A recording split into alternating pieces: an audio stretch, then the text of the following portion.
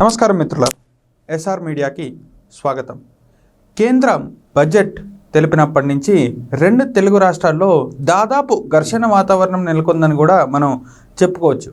ఘర్షణ వాతావరణం అనే పదాన్ని నేను ఎందుకు ప్రయోగిస్తున్నాను అంటే, అటు ఏపీకి 15,000 కోట్లు కేంద్రం గ్రాంట్స్ ఇచ్చినా కూడా ఇది అప్పు మాత్రమే అని వైసీపీ, లేదు గ్రాంట్స్ అని టీడీపీ. ఏదైతే ఏంటి, అమరావతి పునర్నిర్మాణానికి డబ్బులు వస్తున్నాయి కదా అని ప్రజలు.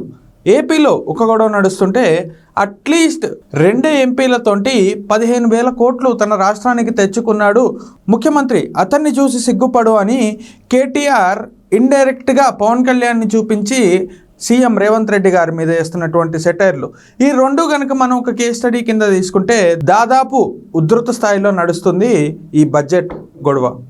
ఎస్పెషల్లీ తెలంగాణకి స్పెషల్గా ఏమీ కేటాయించకపోయినా ప్రతి సంవత్సరం ప్రతి రాష్ట్రానికి ఏవైతే మినిమం అవసరాలు ఉంటాయో, లేకపోతే కనీస మద్దతు ఏదైతే అవసరం ఉంటుందో అది కేంద్రం రాష్ట్రాలకి అందిస్తూనే ఉంటుంది. మధ్య మధ్యలో మంత్రులు కానీ ముఖ్యమంత్రులు కానీ ఇతరితర అవసరం కోసం వెళ్ళి అక్కడి నుంచి తెచ్చుకునేవి మళ్ళీ వేరే ఉంటాయి. ఆర్థికంగా మరియు అన్ని మూలాల్లో వెనుకబడినటువంటి ఏపీకి, బీహార్కి మాత్రమే స్పెషల్గా డబ్బులు ఏర్పాటు చేసింది కేంద్రం. అటు బీహార్కి కానివ్వండి, లేకుంటే ఇటు ఏపీకి కానివ్వండి. అండ్ అన్నీ తీసి పక్కన పెడితే రాజకీయంగా కనుక చూసుకుంటే ఎన్డీఏలో కీలక వ్యక్తులుగా ఉన్నారు అటు నితీష్, ఇటు చంద్రబాబు. మరి వీళ్ళకి కాకపోతే ఎవరికి ఇస్తుంది సెంట్రల్? అలానే చూసుకుంటే ఇక్కడ తెలంగాణలో 8 మంది ఎంపీలు బీజేపీకి ఉంటే 8 మంది కాంగ్రెస్కు ఉన్నారు. రాష్ట్రం కాంగ్రెస్ పాలిత రాష్ట్రంగా ఉంది.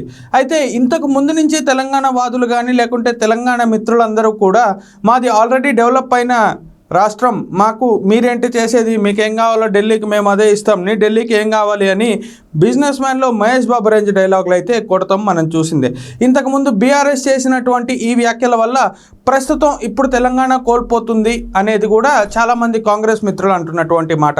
మరి ఈ అన్ని వాదనలో మీ మనసుకి ఏది దగ్గరగా ఉందనేది కామెంట్ రూపంలో తెలియజేయండి.